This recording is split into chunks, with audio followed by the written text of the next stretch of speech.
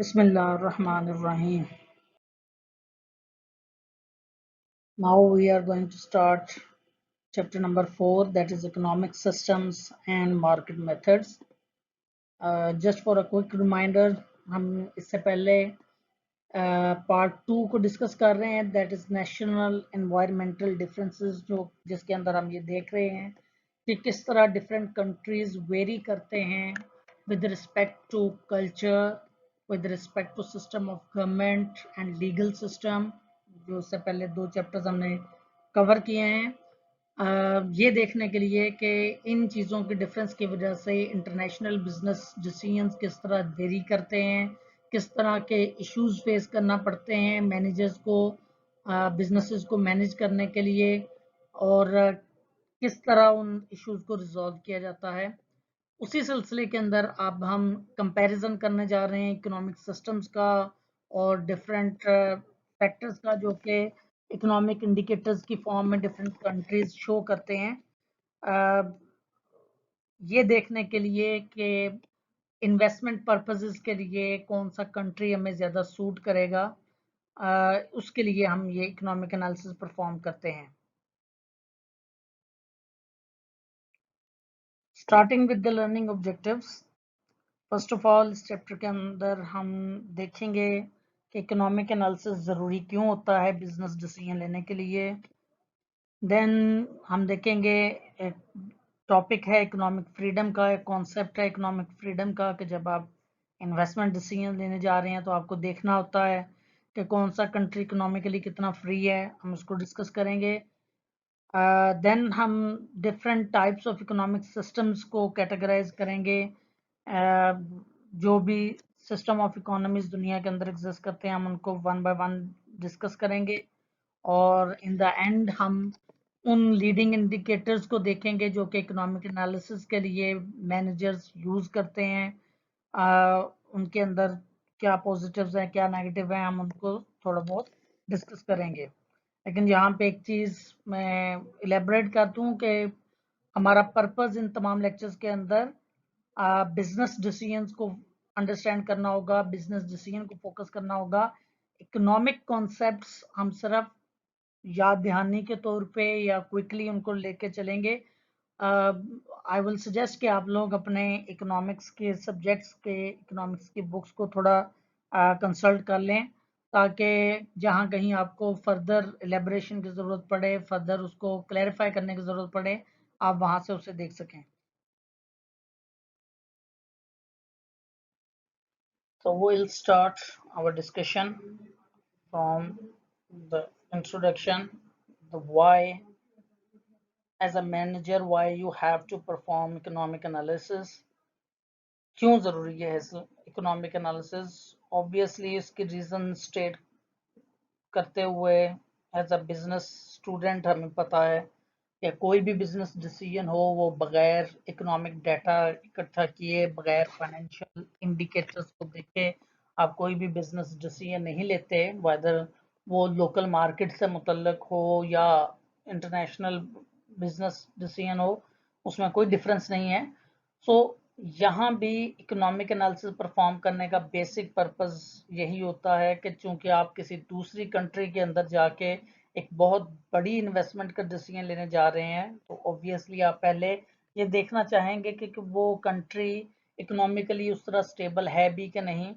सो इसीलिए मैनेजर्स जो हैं वो इकोनॉमिक एनवायरनमेंट को स्टडी करते हैं कंट्रीज के, इस चीज़ को देखने के लिए कि क्या वो कंट्री जिसको वो चूज कर रहे हैं इन्वेस्टमेंट के लिए, वो वहाँ पे ऐसे इकोनॉमिक इंडिकेटर्स पाए जाते हैं, ऐसे सर्कमस्टेंसेस हैं कि वहाँ पे आप सही परफॉर्म कर सकें, आपकी प्रोडक्ट सही तरह बिक सकें, तो आपको उसके लिए एनालिसिस परफॉर्म करना होता है।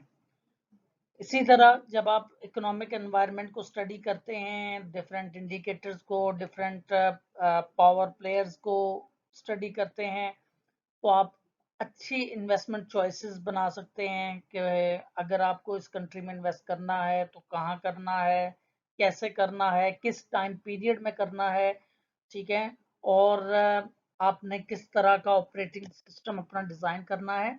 तो ये सारे आपके डिसीजंस जो हैं वो आपके इकोनॉमिक एनालिसिस के ऊपर बेस कर रहे होंगे। इसलिए इकोनॉमिक एनालिसिस परफॉर्म करते हुए मैनेजर्स को ये भी याद रखने की ज़रूरत होती है कि इकोनॉमिक एनालिसिस को स्ट्रेट फॉरवर्ड एक साइंस नहीं है, ठीक है। ज़ाहिरी बात है कंट्रीज के डिफरेंसेस बहुत ज़्यादा होते हैं।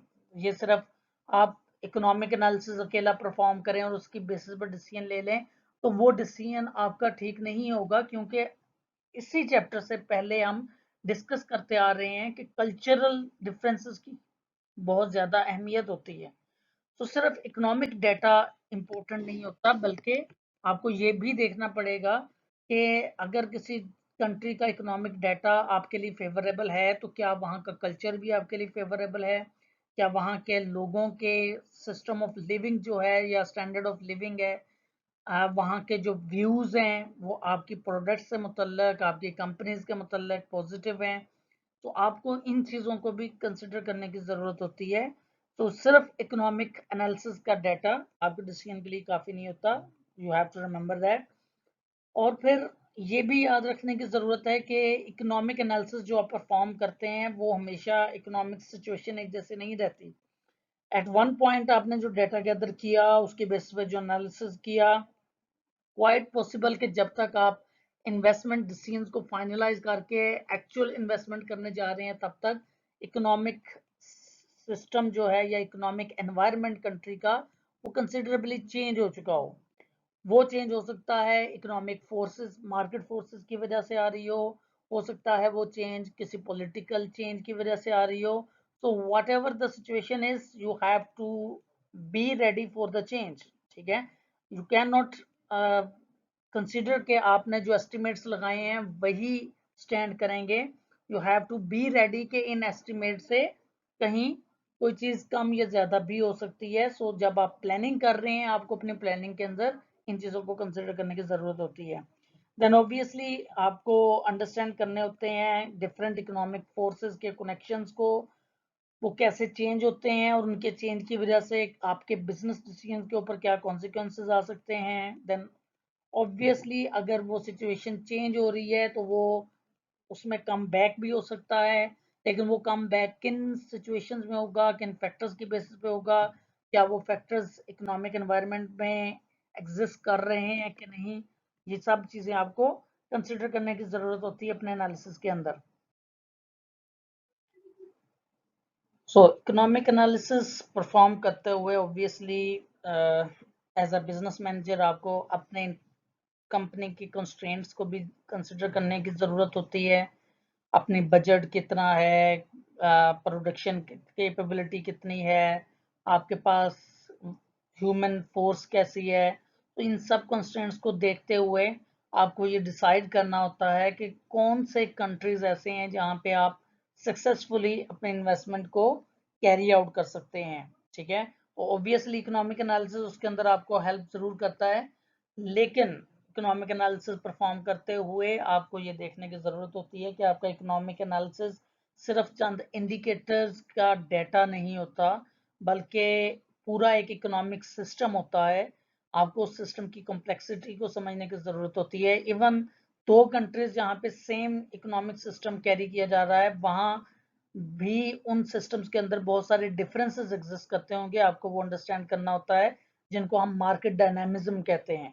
कि दो कंट्रीज जहाँ पे कैपिटलिज्म को फॉलो किया जा रहा है, लेकिन मार्केट डायनामिज्म, मार्केट के डायनामिक्स वहाँ पे चेंज होंगे, ठीक है। किसी जगह पे हो सकता है मोनोपलीज चलती हो, किसी जगह पे हो सकता है परफेक्ट कंपटीशन चल रहा हो। तो मार्केट के डायनामिक्स चेंज होंगे। इसी तरह गवर्नमेंट का कंट्रोल डिफरेंट होगा, कहीं पे गवर्नमेंट कैपिटलिज्म के विद इन ही बहुत ज़्यादा कंट्रोल एक्सर्ट कर रही होगी, कहीं पे गवर्नमेंट का कंट्रोल कम होगा, तो आपको वो भी अपने एनालिसिस में कंसिडर करने की ज़रूरत होगी। देन ऑब्वियसली आपके पास डाटा बहुत, जब आप डाटा कलेक्शन की तरफ जाएंगे तो इकोनॉमिक डाटा आपको बहुत ज़्यादा मिलेगा। और समटाइम्स ये भी होता है कि कंट्रीज जो हैं वो अपनी पॉलिटिकल गेन्स के लिए गवर्नमेंट्स जो हैं वो डाटा को मॉडिफाई भी करती हैं, प्ले करती हैं। सो आपको वो डाटा कलेक्ट करते हुए ये भी देखना होता है कि वो डाटा सही वैल्यूज को इंडिकेट कर रहा हो। ठीक है। उसके लिए आप कोशिश करते हैं कि मल्टीपल सोर्सेस से डाटा गेन करें और उसको आपस में कंपेयर करें, बट ऑब्वियसली उसके अंदर बहुत ज़्यादा डाटा आपके पास आ जाएगा एनालिसिस के लिए, और आपको उन एनालिसिस को मैनेज करने की ज़रूरत होगी। For the sake of information, ये एक पिक्चर है जो आपकी बुक के अंदर दी हुई है।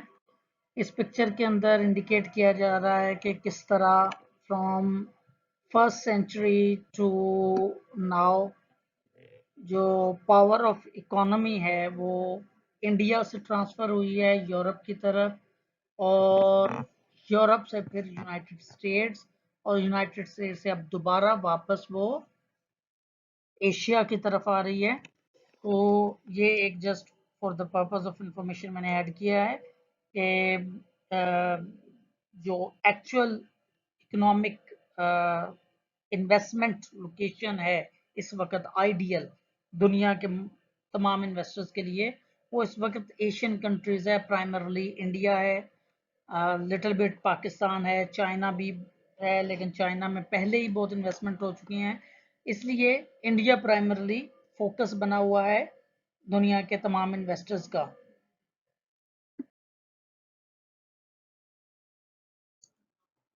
तो इकोनॉमिक फ्रीडम एक कॉन्सेप्ट एग्जिस्ट करता है जब हम कहीं भी इन्वेस्ट करने जा रहे हैं, तो हम सबसे पहले एज अ मैनेजर ये देखते हैं कि अ, उस कंट्री के अंदर इकोनॉमिक फ्रीडम का लेवल क्या है। इकोनॉमिक फ्रीडम बेसिकली इंडिकेट करती है कि आप अपना डिसीजन लेने में, आप अपने इन्वेस्टमेंट्स करने में, आप अपने प्रोडक्शन करने में, प्रोडक्शन चैनल्स को चूज करने में कितने इंडिपेंडेंट हैं। इंडिपेंडेंट किस चीज से? गवर्नमेंट के इन्फ्लुएंस से। ठीक है। तो जहां पे गवर्नमेंट का इन्फ्लुएंस ज्यादा है वहां पे इकोनॉमिक फ्रीडम कम होगी। ठीक है। जिन कंट्रीज के अंदर इकोनॉमिक डिसीजंस के अंदर गवर्नमेंट का इन्फ्लुएंस कम है, गवर्नमेंट डायरेक्टली इन्वॉल्व नहीं होती मार्केट डिसीजंस में, वो इकोनॉमिकली फ्री कंट्रीज कहलाएंगी। ठीक है। तो as a business manager, as an entrepreneur, आपके पास पावर आ जाती है उन कंट्रीज के अंदर जो इकोनॉमिकली फ्री कंट्रीज हैं, पावर आपके पास होती है अपने बिजनेस के मतलब डिसीजंस लेने के लिए। सो ऑब्वियसली इकोनॉमिक फ्रीडम जो है वो स्टेट या गवर्नमेंट की मर्जी के बगैर नहीं एग्जिस्ट कर सकती। गवर्नमेंट चाहेगी तो वो इकोनॉमिक फ्रीडम को इन्फ्लुएंस एक्सर्ट करेगी, गवर्नमेंट चाहेगी तो वो गवर्नमेंट का कंट्रोल एक्सर्ट करेगी और इकोनॉमिक फ्रीडम उससे कम हो जाएगी। ठीक है। इकोनॉमिक फ्रीडम को कैलकुलेट करने के लिए या चेक करने के लिए किसी किस्म की कोई ज़्यादा मेहनत मुशक्क़त करने की नॉर्मली ज़रूरत नहीं पड़ती। इकोनॉमिक फ्रीडम इंडेक्स डेवलप किया गया है इंटरनेशनली। आईएमएफ इसको डेवलप करती है जो कि इंडिकेट करती है कि कौन सा कंट्री इकोनॉमिकली कितना फ्री है। तो मैनेजर्स जब भी डिसीजन लेने जा रहे हैं वो इजीली वहां से असेस कर सकते हैं। इकोनॉमिक फ्रीडम इंडेक्स इवन ये तक बताता है कि किन इंडिकेटर्स में कौन सा कंट्री ज़्यादा फ्री है, किन में कम है। तो इस तरह मैनेजर्स को अपना डिसीजन लेने में आसानी हो जाती है। तो टोटल 50 इंडिकेटर्स हैं जिनकी बेसिस पे ये इकोनॉमिक फ्रीडम इंडेक्स बनाया जाता है, और उन 50 इंडिकेटर्स को 10 कंपोनेंट्स के अंदर ऑर्गेनाइज।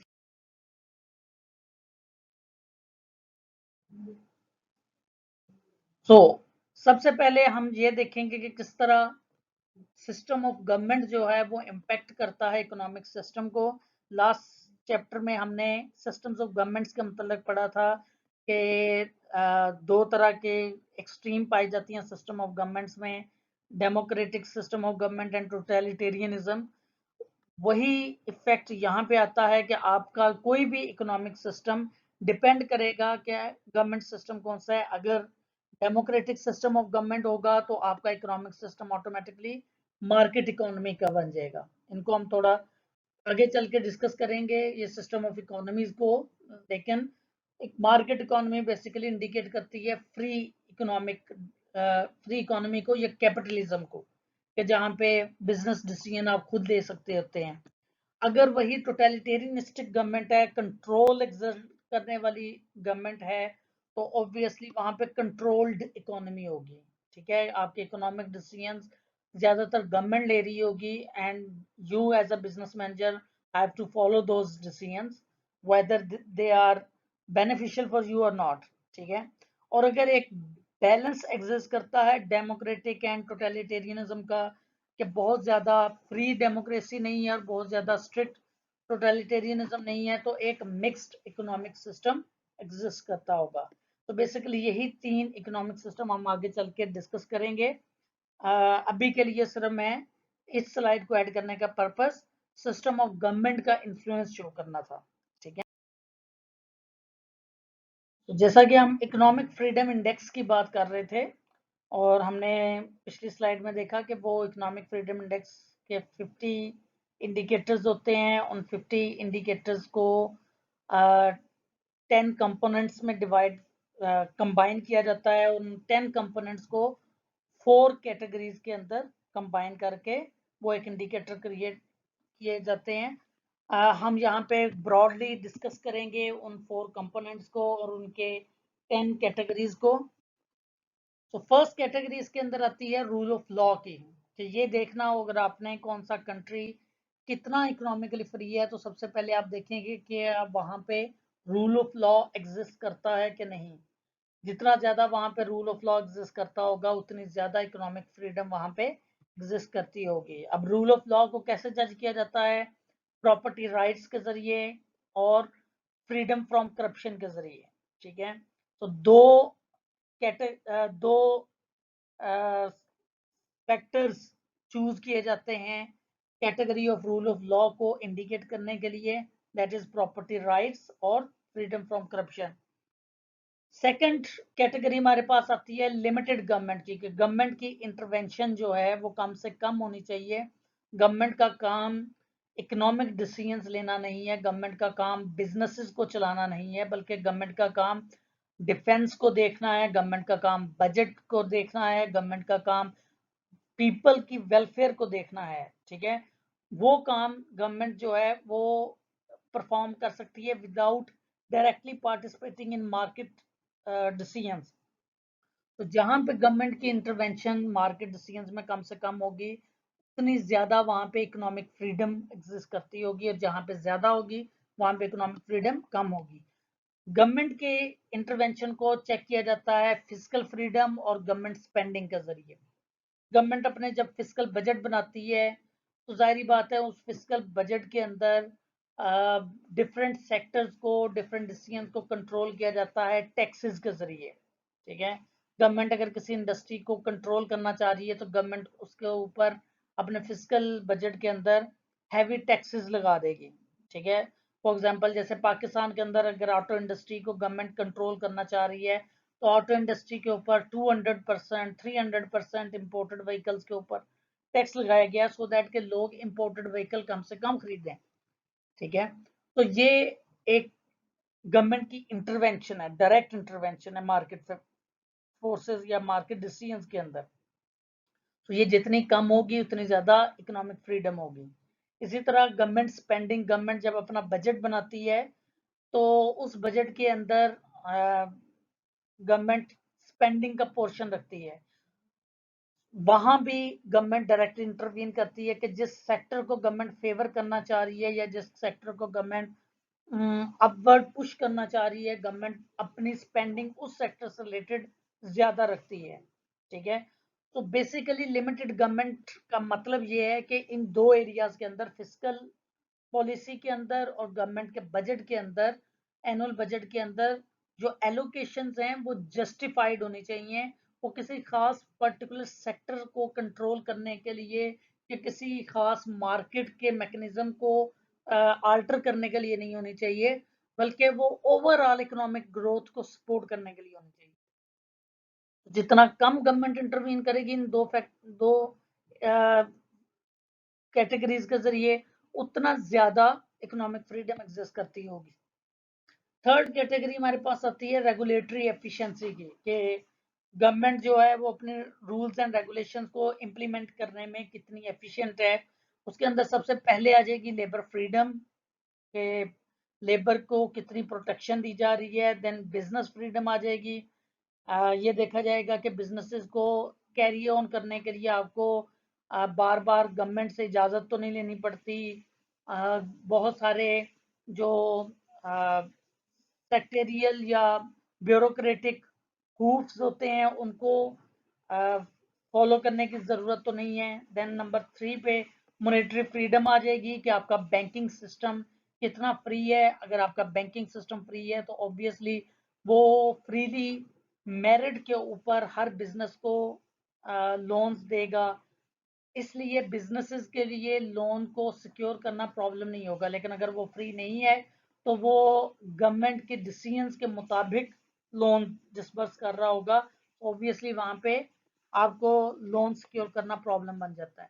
तो रेगुलेटरी एफिशिएंसी देखा जाता है कि इन तीन लेवल्स के ऊपर, लेबर रूल्स एंड रेगुलेशंस के अंदर, बिजनेस के रूल्स एंड रेगुलेशंस के अंदर और बैंकिंग के रूल्स एंड रेगुलेशंस के अंदर किस कदर फ्रीडम दी गई है। अगर ये एरियाज फ्रीडम को इंडिकेट कर रहे हैं, मोस्टली ये प्राइवेटाइज्ड हैं, तो it's good.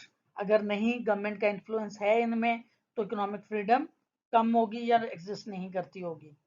Then fourth category है ओपन मार्केट्स की। ओपन मार्केट्स को जज किया जाता है ट्रेड फ्रीडम के जरिए कि आपको इंटरनेशनली या विद इन नेशन ट्रेड करने की कितनी आज़ादी है।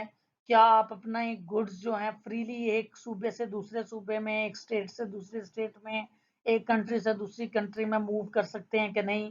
इन्वेस्टमेंट फ्रीडम देखी जाती है कि क्या आपको गवर्नमेंट बाउंड करती है कि आपने लाजमी अपनी प्रॉफिट की परसेंटेज जो है वो सर्टेन कामों के अंदर लगा के रखनी है, या वो आपको अलाउ करती है कि आप जहां चाहें उसको इन्वेस्ट कर सकें। क्या आपको इन्वेस्टमेंट करने की आज़ादी है कि आप जिस सेक्टर में चाहें इन्वेस्ट कर लें, या आपको पहले गवर्नमेंट की इजाज़त लेनी पड़ती है। लाइक पाकिस्तान की बात करें तो शुगर सेक्टर एक ऐसा सेक्टर है जिसके लिए आपको कोई ख़ास आज़ादी नहीं है कि आप जब दिल चाहे उठ के जनाब शुगर मिल लगा लें, बल्कि आपको पहले उसके लिए अप्रूवल लेनी पड़ती है। देन उसके बाद देखा जाता है फाइनेंशियल फ्रीडम को, कि फाइनेंशियली आपको कितनी फ्रीडम दी गई है। क्या आप अपने प्रॉफिट्स को फ्रीली एक जगह से दूसरी जगह मूव कर सकते हैं। प्राइमरली कि क्या आप अपने प्रॉफिट्स का जो शेयर है अपनी पेरेंट कंपनी का वो उसको डिस्ट्रीब्यूट कर सकते हैं कि नहीं। आप किसी दूसरी कंट्री में जाके फाइनेंशियल इन्वेस्टमेंट्स कर सकते हैं कि नहीं। तो इन चीज़ों की बेसिस के ऊपर, इन चार कैटेगरीज की बेसिस देखा जाएगा कि कोई कंट्री कितना फ्री है और कितना वहाँ पे बिजनेस करना आसान है। इस चीज़ को फर्दर आप अगर चेक करना चाहें तो उसके लिए ये एक स्लाइड, ये एक लिंक दिया हुआ है। एक IMF की सब्सिडरी है ये, heritage.org सब्सिडरी वेबसाइट है, जहाँ पे IMF डेटा जो है कंपाइल करके पूरी दुनिया का एक वर्ल्ड मैप दिया हुआ है, कि जिसके अंदर आप देख सकते हैं कि कौन सा कंट्री कितना फ्री है। यहाँ पे अगर आप देखें तो ये स्केल दिया हुआ है। इस स्केल के ज़रिए आप देख सकते हैं जो ग्रीन में शो हो रहे हैं वो बिल्कुल इकोनॉमिकली फ्री कंट्री हैं। जो पैरेट ग्रीन कलर है वो लेस फ्री हैं। इवन स्केल दिया हुआ है कि 80 टू 100 का लेवल है ग्रीन, और 70 से 80 का लेवल है पैरेट ग्रीन। जो रेड जोन में आ रहे हैं they are basically those countries जो कि इकोनॉमिकली फ्री नहीं है। ठीक है जी, यहाँ पे कुछ एग्जांपल्स इनकी आप देख सकते हैं।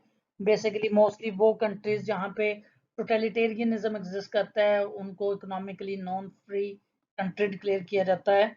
अगर आप इस लिंक को फॉलो करेंगे तो ये जो हीट मैप ओपन होगा, यहाँ पे आप जिस भी कंट्री के ऊपर क्लिक करेंगे वो फिर आपको उस कंट्री से रिलेटिव फर्दर डिटेल शो कराएगा।